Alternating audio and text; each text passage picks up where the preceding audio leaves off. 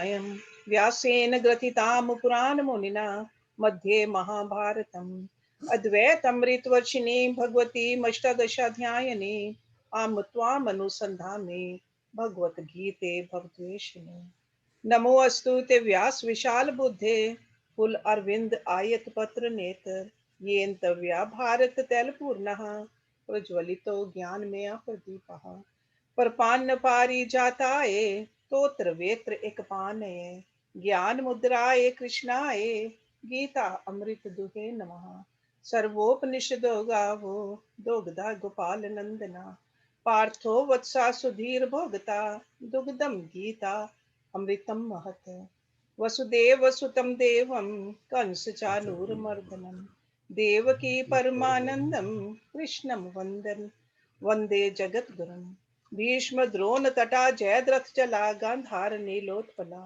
शल्य ग्राहवती कृपेन वहने कर्णेन वेलाहुला अश्वत्थाम विकर्ण घोर मकरा दुर्योधन अवर्तने सो तीर ना खलु पांडवै रन्नदी कैवर्तका केशवा पाराशरे वत्सरोजमलं गीता अर्थगंधोटकम् नानाख्यानक केसरम हरि कथा संबोधन अबोधितम् लोके सज्जन षटपदे रह रह पे पिये मानम मुदा भूयाद भारत पंकजम कलिमल प्रध्वंसी न श्रेयसे मूकं करोति वाचालं पंगुं लंघ्यते गिरिं यत्कृपातमहं वन्दे परमानंद माधवम् यं ब्रह्मवरुण इंद्र रुद्र मरुतः स्तुन्वन्ति दिव्ये स्तवे वेदै साङ्गपदक्रम उपनिषदैः गायन्ति यम सामगा ध्यानवस्थे तद्गतेन मनसा पश्यन्ति यम योगिनो यस्यन्तं न विदुषुर असुरगणा देवाय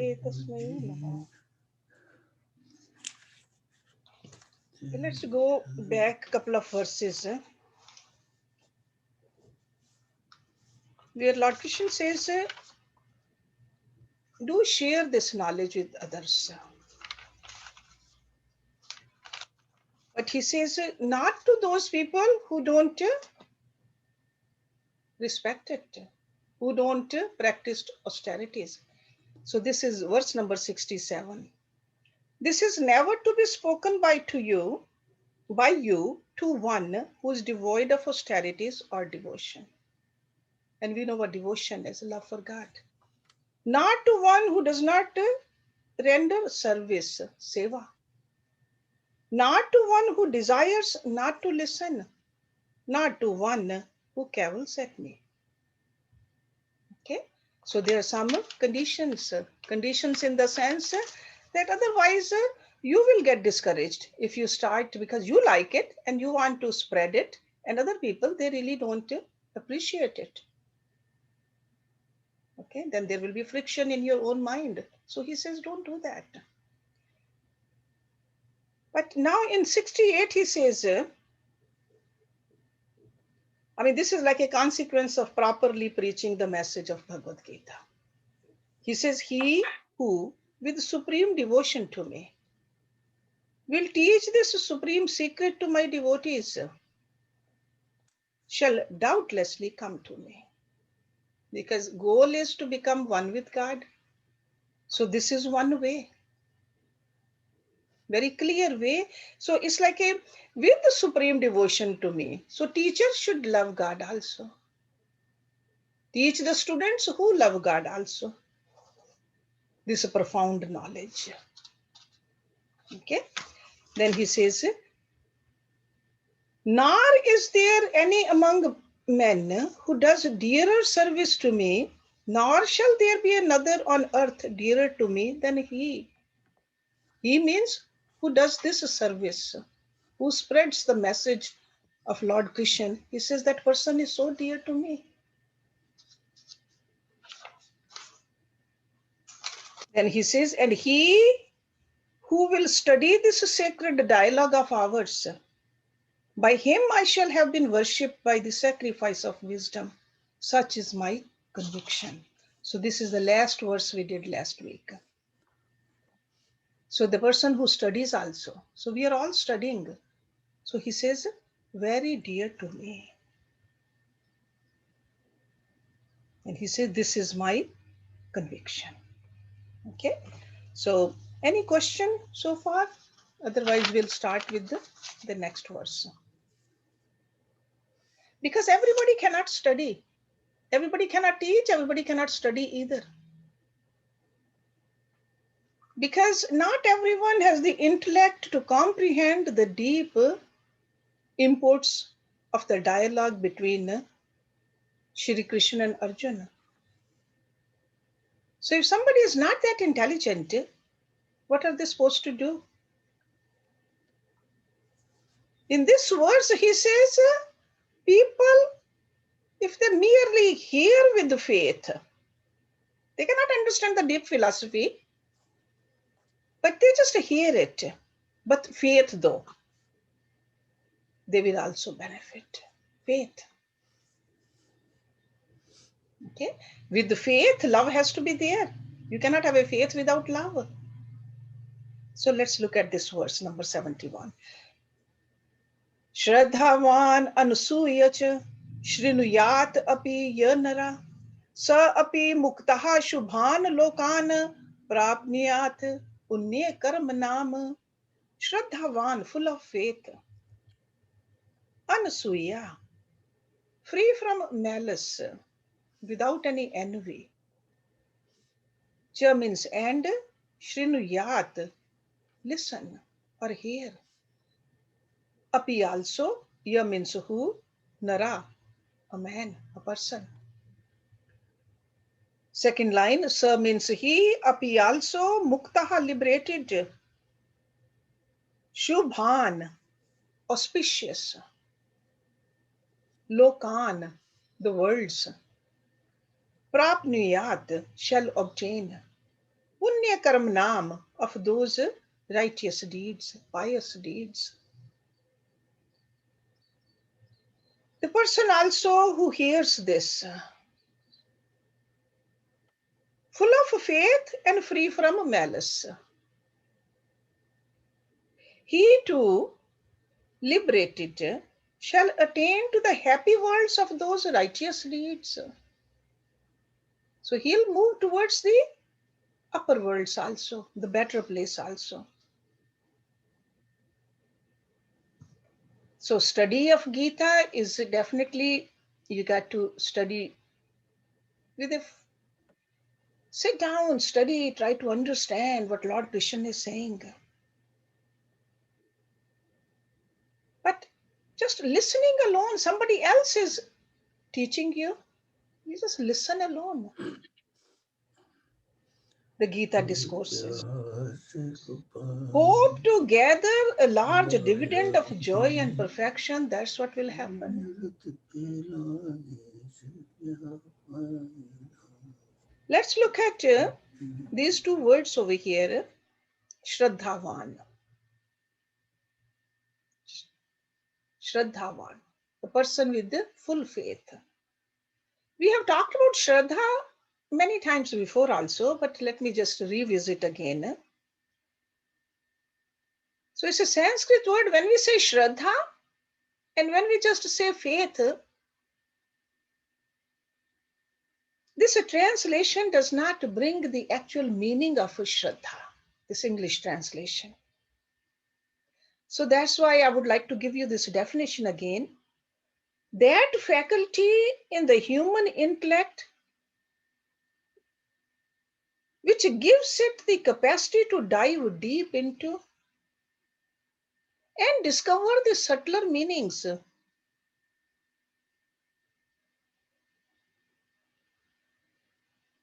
of whatever is being declared. And with this Shraddha, the person absorbs that understanding better. If Shraddha is not there, you won't be able to soak that meaning. So this is part of our intellect. So it's like a faculty in a human intellect. So if a person has that, person doesn't know how to read it, but mere listening to it will get closer to God. See, Shraddha helps us to understand the subtle meaning of the text. Shraddha helps us to absorb those meanings also. Without Shraddha, those deeper meanings cannot become a part of us. We need to absorb it. And then after absorption, Shraddha makes that deeper meaning assimilate in us. And then what happens? A person will live up to those ideals also. So ultimately living up to, it's not just only listening. It's not only just assimilating and absorbing, but ultimately it has to become part of our life also. So there's not just a magic about it. Okay, so that's why Lord Krishna used this Shraddhavan over here. So that listening to the Lord's discourses can be fruitful only to those who have developed this faculty. Okay, so just not just listening, put the tape recorder on or YouTube on and then we are closer to God. No, these steps, all these 4 steps got to be part of that. And free from malice and suya. See, these ideas, they are reaching the intellect, filtered through the mind.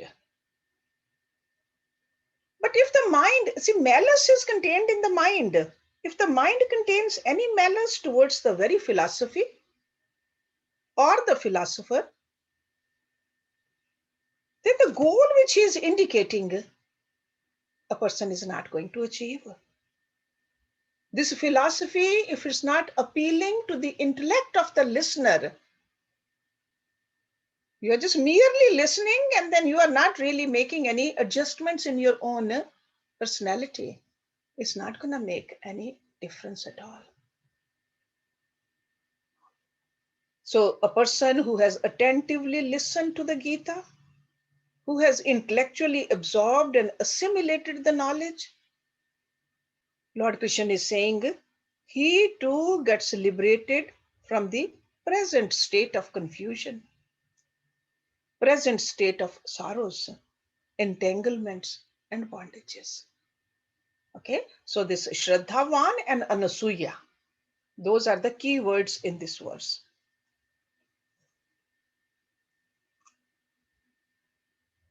And this joy which normally we talk about, or Shubhan Lokan, or Muktaha, that place is already within us, within all of us. We don't have to go somewhere else to find that. It's already inside us. So that's why it is the duty of the teacher to see that the student understands this great goal and the path completely. It is the duty of the teacher to find out ways and means of making the student discover this joy within. Now, in the next verse, Lord Krishna is inquiring whether Arjuna understood all this or not. He says, Kaschit etat shrutam parth tavya ekagrena chetasa kaschit jnana sammoha pranashthate dhananjaya. Kaschit means whether. Etat this, shrutam heard, parth Arjun, tavya by you, ekagrena by single-minded. See, ek agar. So it also means concentrated mind. Chetasa, mind. Again, kaschit means whether. Agyan samoha, the distraction caused by ignorance. Okay, samoha. Samoha is a delusion. Delusion happened because of the ignorance. Pranashtha has been destroyed. Te means your, Dhananjay is also Arjun's name. So Lord Krishna is asking, has this been heard, O Parth? With a single pointed mind. See, that's why that single pointed, the full concentration is needed to study something like this. So has this been heard, O Parth, with single pointed mind? Has the distraction caused by your ignorance been dispelled, O Dhananjay? So it is natural for the teacher to inquire whether the student has grasped the subject or not. And that's what Lord Krishna is doing over here. It's like a doctor who is confident of his own treatment which he gave it to the patient. But still, doctor will ask the patient, inquires, how are you feeling now? Is that medicine working or not? Is that therapy working or not? Even though a teacher, the doctor can see that person is well, but still inquiring. The same thing, I'm sure Lord Krishna saw Arjun's face beaming with that light of his own, with the joy of his own. But still he is asking, did you hear it properly? The distraction which was there, the delusion which was there, has it been removed or not? So over here we see that Lord Krishna is putting a leading question to his disciple, giving him a chance to say something, whether there was any kind of a benefit or not. So, and then for us also, first thing we got to do, have a concentrated mind. If our mind is just everywhere else and all we are doing is just reciting or reading Bhagavad Gita or listening, it's not going to make any difference. So concentration of our mind is needed. Only then we will start recognizing this whole life with a new light. Same old things which are happening around us, we will understand it with a new light. Okay? So then he says, has your distraction of thought caused by ignorance been dispelled or not? The fundamental cause of all confusions,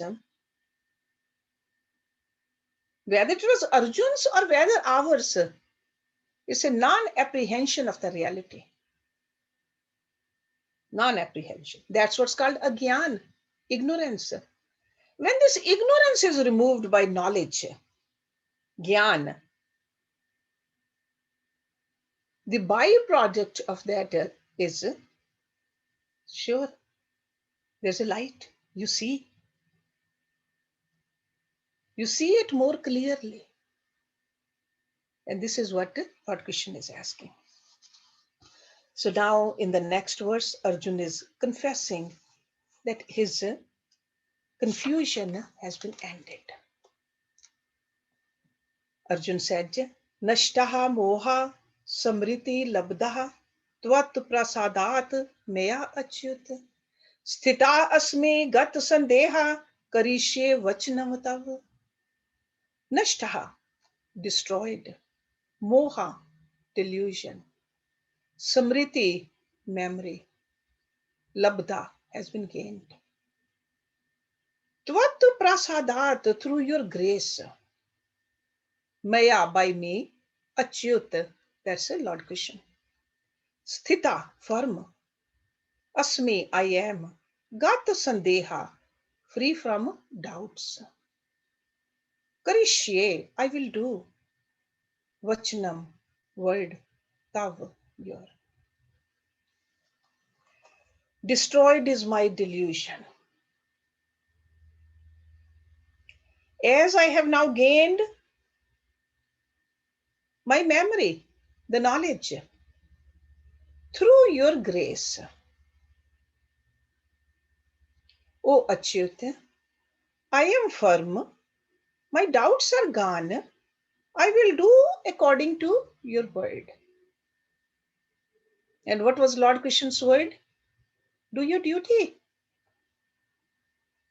Do your duty as a yogi. Keep me in your mind and intellect and wage this war which you are supposed to do.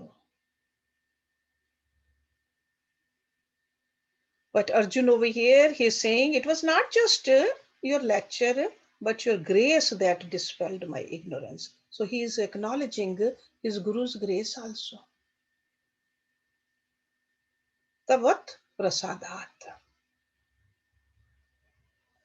So it's like a Arjun with a regained self-recognition confesses that his confusion have ended.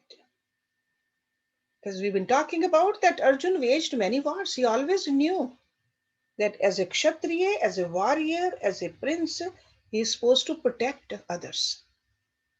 But this time he got little delusional. It was too close to him. So he says, I have gained a recognition of my real nature. So it's like a revival, rediscovery. See, this is what happens to us also. We got to, whenever we get confused, what are we supposed to do? Look within, calm down. With a clear intellect, calmer mind, we should be able to see, am I supposed to do this and how to do this?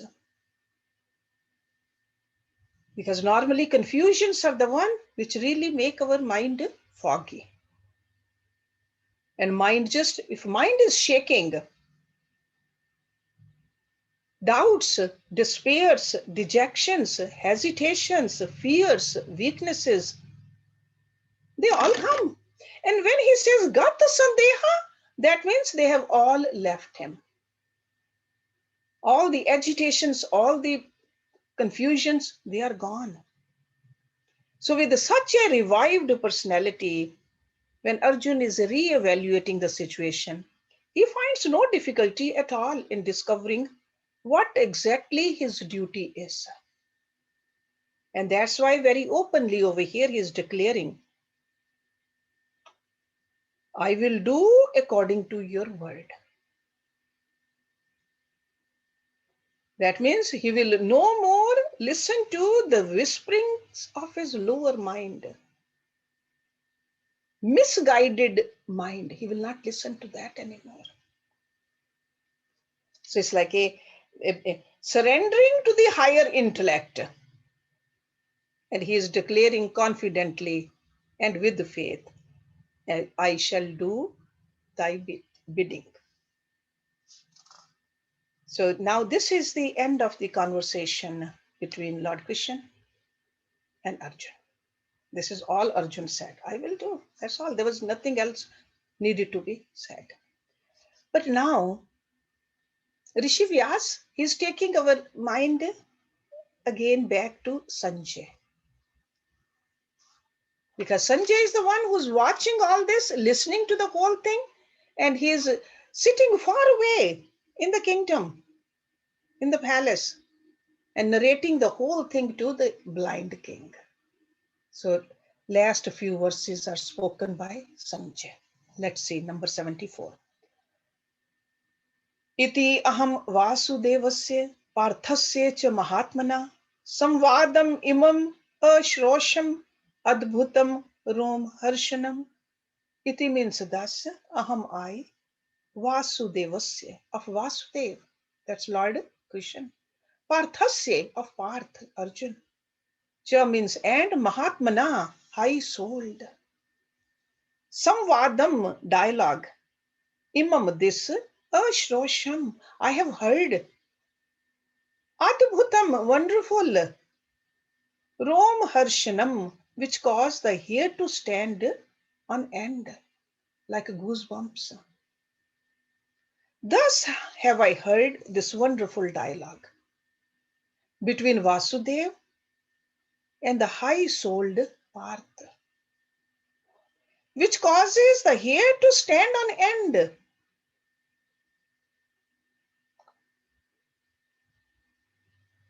So Earlier, also we saw the dialogues of the statements made by Sanjay.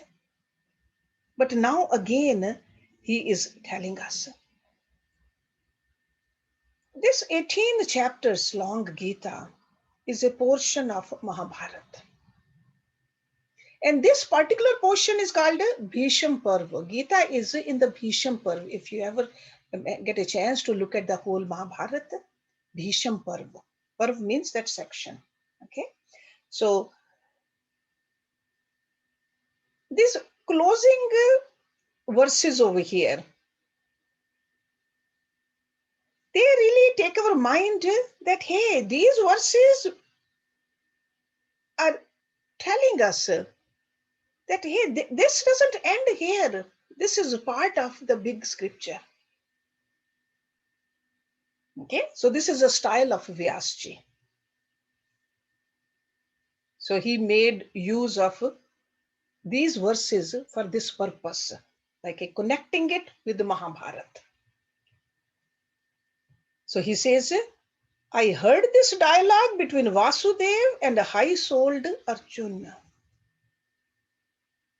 High-souled Arjun. Why not Lord Krishna high-souled? Why Arjun high-souled? Because Lord Krishna is Lord. He is Ishwar. But Arjun is the one he's glorifying over here. Because Arjun, after listening, after having a dialogue with his guru, he had the courage and heroism to come out of his mental confusion. You know that in the beginning he was saying, and he kept saying for a long time, I'm not going to fight. I would rather go away and meditate. But now he has come out of his confusion and he's saying that I will do as you say. Another thing you see over here in this verse is diplomatically, Sanjay is still trying his best in these verses to bring into this blind king's heart that he look at the peaceful solution, not go for the war. He's still trying. But looking at and knowing all this, we know that his blindness seems to be not only physical, but also mental and intellectual. He did not listen to it. War still happened. Catastrophe happened. This is what we remember, right? Another thing I want to bring out this term Rom Harshanam.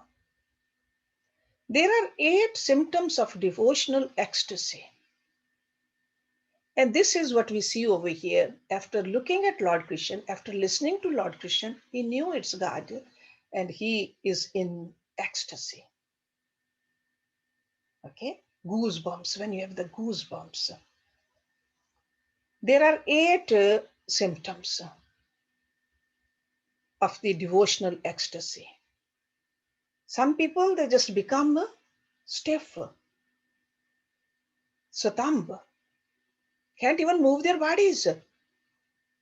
They become motionless. Some people start sweating, even though the temperature is okay, but still they'll start sweating. And then some people, there's goosebumps, hair standing on end. Some people, their voice gets choked. They cannot even finish a sentence. Some people tremble. There's another sign, the face looks ashen. Or they start shedding tears. Or they even faint. These are all outer signs of inner ecstasy. And Sanjay is showing that when he says, all this, what I heard, what I saw, is causing my hair to stand on end. And now in the next verse, Sanjay is expressing with open acknowledgement his thankfulness to sage Vyas also. Because a person might think that how could he see and hear from miles away? And this is what he's telling us over here. Vyas prasadat shrutvan etat guhyam aham param yogam yogeshwarat krishnat sakshat kathyata swayam. Vyas prasadat. Through the grace of Vyas. Shrutvan, I have heard. Etat, this guhyam secret, aham I, param supreme. Yogam, yoga, Yogeshwarat, from the Lord of Yoga, Krishnat, from Krishna. Sakshat, directly. Kathyata, declaring, Swayam, himself. He says, through the grace of Vyas, I have heard this supreme and most secret yoga, directly from Krishna, the Lord of Yoga, himself declaring it. So it's not a second-hand knowledge to him. He heard it from the mouth of Yogeshwar Krishna. I'm sure most of you know that before the great battle started, Rishi Vyas appeared in that palace. He offered to Dhritarashtra the power of vision. Because Rishi Vyas also accomplished yogi. He could give that kind of a boon. Because he wanted Dhritarashtra to see what's happening. But the weak-hearted king did not have the courage to accept that offer.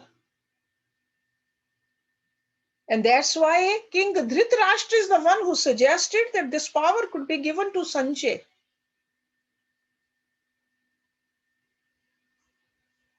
So that Sanjay can narrate what's happening. So that's why it's a running commentary of what was happening on the battlefield of Kurukshetra. So that's why Sanjay is saying that it is the grace of Rishi Vyasa. I could hear and I could see. So grateful to Shri Vyas. Wonderful chance of listening. The supreme and most profound yoga. So it's like mentally he's prostrating to the sage also, the author of Mahabharata, Yogeshwarat Krishnat. So this is like a joy we feel. Rishi? Yes. Yes, Manju. Sorry. And when you are mentioning this, Rishi Vyas was there ahead of time before all this happened, because he could foresee the future, right? Yes. The Mahabharata was already written. I mean, so he No, could it got written foresee the war afterwards. hasn't happened yet. No, no, but No, like it got Mahabharata was written, not written before. No. but he Rishi Vyas could see the future. It is even if he It could was not. see the future, it's not He written could. like that. So he wanted to give him. Said he wanted to give the chakshu to the Dhritarashtra, but Yeah. he refused. But then if he, you mean to see if Dhritarashtra had seen the war, what is happening, he wouldn't have gone ahead. So I mean, there was an inclination that dharma is Yeah. thing Yeah. was already there. Yeah. That Yeah. the Rash is on the wrong side. If he takes Gyan Chakshu, he will see that everything is going the wrong way and the outcome is going to be wrong. Is that right? Yeah. If he could have seen it, but somehow Because right now, he what was too, Sanjay, yeah, he was too blind to see or to accept or to change his mind. Even though he had the power to do it, he was the king. He could have stopped the war. Given Pandavas their share of the Right. land, there wouldn't have been any war. But he just somehow could not do it. So this, Because yeah, because how Lord Krishna showed the Virat Swarup to Arjun, yeah, because yeah, Dhritarashtra yeah, would have seen that too, and then he would he have would have seen, stopped but it. he heard This it. He this heard is the it, but still, future. yeah, but he heard about it. He did not see it, but he just still could not Yeah. come up to that conclusion Thank that you. hey, I should stop. Yes. See, sometimes we also we can foresee what will happen, but we still cannot make the proper decision. Okay, so this is what happened to him also. Okay, so now, so he is prostrating, he is thanking Rishi. Now he's telling what is really happening to him internally, that ecstasy which he's feeling. He says, Rajan, samritye, samvadam imam adbhutam, Keshav Arjuneo punyam, harishyami cha muhu muhu. Rajan, O king, samritye, having remembered, having remembered, samvadam, the dialogue, imam, this adbhutam, wonderful, Keshav and Arjuneo, between Keshav and Arjuna, punyam, holy, Harishyami, I rejoice. Cha means and, muhu muhu, again and again. So Sanjay is saying, O king, and king Dhritarashtra, okay? Remembering this wonderful and holy dialogue between Keshav and Arjuna, I rejoice again and again. So something good happens, your mind keeps on going there again and again. So this is Sanjay saying. It is such a spiritual experience which is giving him happiness that is very thrilling, satisfying than all the material joys in the world. So Sanjay is rejoicing in such a happiness and sharing with the king. He says, I'm reflecting and remembering the wonderful dialogue. It's such a divine bliss. So this is a Sanjay's reaction to his listening to the Lord's song. So the vision and the impressions, they have been created such a deep impression on him in his heart. So very striking actually. It's like going again and again. And we do see that some of the things which have happened to us also in life, we just keep going back to them mentally again and again. Sometimes we read again and again, sometimes we talk again and again, or remember again and again. So this is Sanjay's doing. So it is such an infinite fountain head of inspiration and joy to us students when we read something like that we need to go through this again and again too. Not just one time, it's not enough. We want to listen to this dialogue between Lord Krishna and Arjuna. Okay, so there are a couple of verses left. So we will finish these two verses next time. Or maybe let me finish 77 and then we'll just do the 78 next time. And then I will go over the summary of each chapter also next week. Okay, so next class will be about the summary and the last verse. And if anybody wants to sing a Christian bhajan, if we have time, we'll do that also. Okay, so it's almost like a bhog of this Bhagavad Gita next week. So let me just finish this Sanjay's how he is remembering and rejoicing, because these two verses they are so beautiful, 76 and 77. I mean, it's just almost like a that's how we should look at this dialogue. तात च समसमृत्ये रूपम अति अद्भुतम हरे विस्मया में महान राजन हरिष्यामि च पुनः पुनः. That means that some samriti, having remembered, Rupam, the form, Ati Adbhutam, the most wonderful, Hari, Hari, that's Lord Krishna. Vismaya, wonder. May means my, Mahan means great. Rajan, O king. Harishyami, I rejoice. Cha means and, Puna Puna, again and again. Remembering and again remembering. That most wonderful form of Hari. See, in the previous verse, he said the dialogue, but now he's telling us the form also. He keeps on remembering the form of Lord Krishna. Great is my wonder, O king, and I rejoice again and again. So he says, I remember repeatedly and rejoicing it, the most wonderful form of Hari. Maybe he's talking about that Vishwarupa, which Arjun saw and Sanjay saw also in chapter 11, which we heard about it, that form that is, I think Sanjay is indicating that. So to a great devotee, remembering the form of beloved of his heart is itself an ecstasy. Because that's what love is. Don't we look at the pictures of the person we love? We display them. We want to look at it. We want to remember. So over here, his love is God. So he says repeatedly, I keep thinking about it. That image keeps coming to me again and again. He is recognizing everywhere the God because that's what he saw. That form was so big.